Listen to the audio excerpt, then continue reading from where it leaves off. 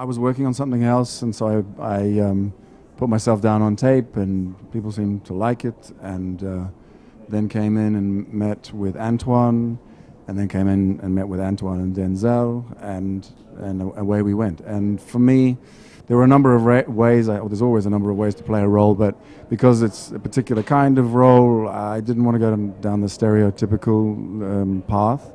And so the audition was, I think, quite important. I wanted to do it a certain way, and of course we built on it as we made the film, but it was, getting into the psychology of the man, and they liked what I did.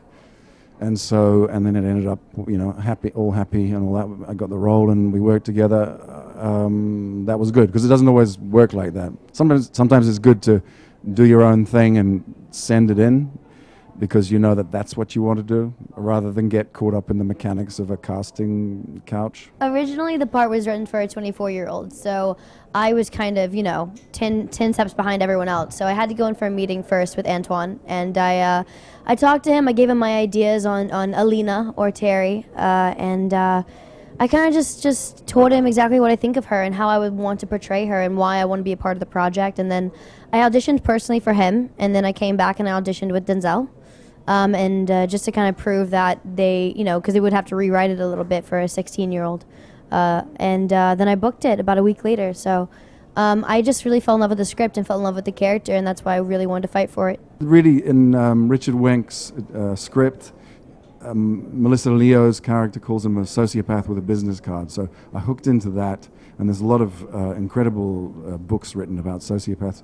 The Wisdom of Psychopaths, the Psychopath Test, Sociopath Next Door, Without Conscience, and they opened a world of ways of thinking, behaving that were very useful for me. And then, of course, in cinema, there's a history of great films. Peeping Tom, Silence of the Lambs is a very well-known one. Angst is one of my favorite. And then, of course, the imagination comes into play, and you mess with it, and the collaboration with Antoine Fuqua and, of course, Denzel Washington, and Mauro Fiore's cinematography and hair and makeup and costume, and away we go. This was a very collaborative process, and it was very friendly. It's very easy and nurturing and supportive, and that's when you do your best work.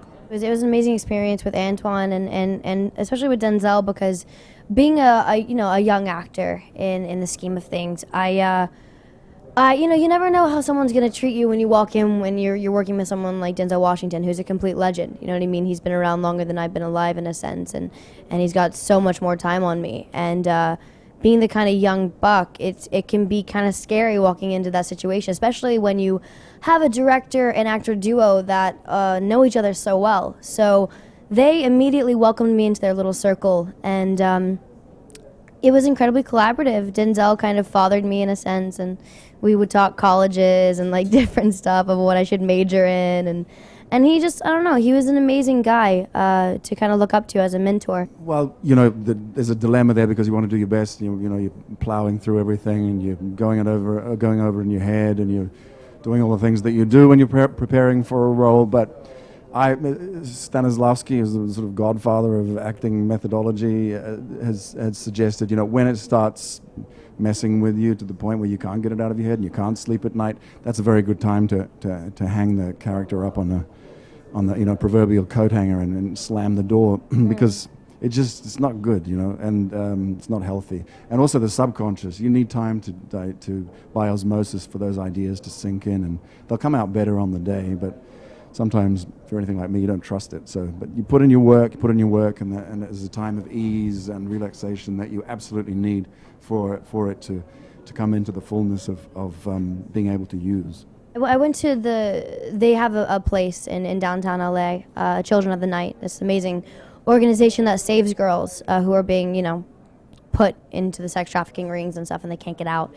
Saves them and puts them into the workforce and kind of educates them and allows them to kind of live a new life. And I met a lot of these girls, some of which were younger than me, 13, 14, 15 years old, and they taught me a lot about, about life in a sense, because, you never know what the atmosphere is going to be like when you meet people like that have been through so much. And I think the big thing I took away was that they were all incredibly happy. and they had this like spunkiness and this fire inside them that you couldn't take away, you couldn't extinguish it.